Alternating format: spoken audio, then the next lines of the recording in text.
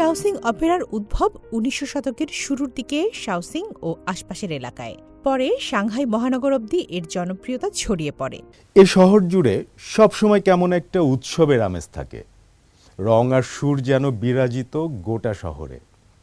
এমন বর্ণিল সুরেলা পরিবেশ উপভোগ করতে যেতে হবে চীনের চেচিয়াং প্রদেশের শাওসিং শহরে। এটি ঐতিহ্যবাহী অপেরার শহর হিসেবে দারুণ পরিচিতি পেয়েছে। এখানে ঘুরতে আসা মানুষগুলো চমকপ্রদ সব দৃশ্য আর সুরের মূর্ছনা নিয়ে বাড়ি ফেরেন। চলুন আমরাও এক ঝলক চোখ বুলিয়ে আসি, শুনব তামান্না জেনিফারের কণ্ঠে। পূর্ব চীনের চেচিয়াং প্রদেশের শাওসিং শহরের পর্যটন ফুলে ফেঁপে উঠেছে। এর কেন্দ্রে ভূমিকা রাখছে স্থানীয় ঐতিহ্যবাহী শাওসিং অপেরা। গোটা দেশের আনাচে কানাচে থেকে দর্শনার্থীরা আসছেন এক অপরূপ সংস্কৃতি উপভোগ করতে। এক উৎসবমুখর পরিবেশে তাদের সময় কাটে।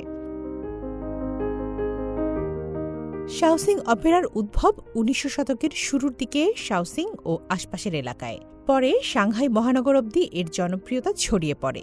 প্রেম কাহিনী সমৃদ্ধ পরিবেশনা, কোমল সুর ও নান্দনিক অঙ্গভঙ্গির জন্য এ অপেরা বিশেষভাবে পরিচিত। এবছর শাওসিং অপেরার জন্মের ১২০ বছর পূর্তি উপলক্ষে এর জন্মস্থান শাওসিং শহরে নানা উদযাপনের পরিকল্পনা নেওয়া হয়েছে। এর মধ্যে শুক্রবার রাতে শুরু হওয়া ষষ্ঠ চীন শাওসিং অপেরা উৎসব অন্যতম। উৎসব চলাকালে পর্যটকরা বিভিন্ন দর্শনীয় স্থান ভ্রমণ করছেন। আবার অপেরা উপভোগের সঙ্গে ক্লাসিক সঙ্গীতের নানা কৌশল শেখারও সুযোগ মিলছে তাদের। শিল্পীরা ঐতিহ্যবাহী পোশাকে মঞ্চে ক্লাসিক নাটক ছাই থৌ ফেং পরিবেশন করেন। তখন শেন ইউয়ান বাগান জুড়ে শাওসিং অপেরার সুরেলা সঙ্গীত ভেসে ওঠে। উল্লেখযোগ্য বিষয় হল, এই ঐতিহাসিক উদ্যানই নাটকের কাহিনীর প্রকৃত পটভূমি। সবচেয়ে আকর্ষণীয় বিষয় হল, পরিবেশনা শেষে শিল্পীরা দর্শকদের সাথে মতবিনিময় করেন এবং গায়কী ঢং ও মঞ্চাভিনয়ের কৌশল বিষয়ে হাতে কলমে শিক্ষা দেন। এই অভিজ্ঞতার মাধ্যমে পর্যটকরা যেমন ঐতিহ্যবাহী বাগানের সৌন্দর্য উপভোগ করেছেন, তেমনি শাওসিং অপেরার এই স্বতন্ত্র বৈশিষ্ট্যের প্রতি দারুণভাবে আকর্ষিত হচ্ছেন। আমি শাওসিং অপেরার হুয়াতান ভূমিকায় ব্যবহৃত এক ধরনের অঙ্গভঙ্গি শিখেছি।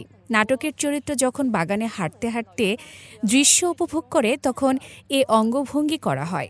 শাওসিং শহরে বিভিন্ন দর্শনীয় স্থান ও রেস্তোরাঁয় শাওসিং অপেরা দেখা যায়।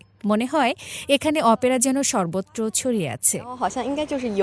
উৎসব উপলক্ষে শহর জুড়ে ২০টিরও বেশি শাওসিং অপেরা কর্নার স্থাপন করা হয়েছে। এসব স্থানে স্থানীয় মানুষ ও পর্যটকরা এই শিল্প উপভোগ করতে পারছেন। অপেরা কর্নারগুলো পার্ক, শপিং মল, আবাসিক এলাকা ও পর্যটন কেন্দ্রে ছড়িয়ে রয়েছে। পাশাপাশি শিক্ষা প্রতিষ্ঠান ও কমিউনিটিতেও শাওসিং অপেরা প্রচারের উদ্যোগ নেওয়া হয়েছে। শুধু উৎসবের উদ্বোধনী দিনেই শাওসিংয়ের প্রধান পর্যটনগুলোতে দর্শনার্থীর সংখ্যা আগের বছরের একই সময়ের তুলনায় ১৩.৫% বেড়েছে। এর মধ্যে ৫০% বেশি দর্শনার্থী অন্য শহর থেকে এসেছেন। আমরা আরও বৈচিত্র্যময় উপায়ে শাওসিং অপেরাকে মানুষের দৈনন্দিন জীবন এবং শহরের অলিগলিতে পৌঁছে দিতে চাই, যেন এটি আমাদের শহরের একটি সুন্দর সাংস্কৃতিক প্রতীক হয়ে ওঠে। পাশাপাশি আমরা আরও নতুন সংস্কৃতি পর্যটন পণ্য চালু করারও আশা করছি। তামান্না জেনিফার, সিএমজি বাংলা।